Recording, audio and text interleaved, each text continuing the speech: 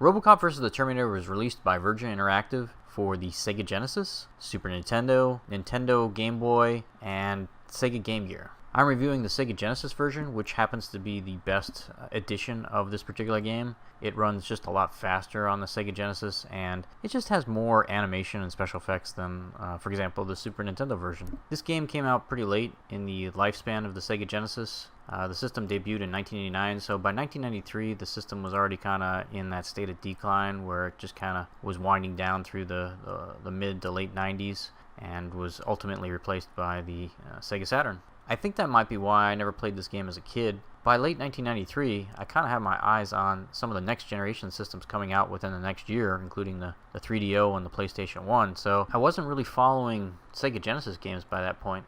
Looking back in hindsight, I really did drop the ball back then, because this game is so good.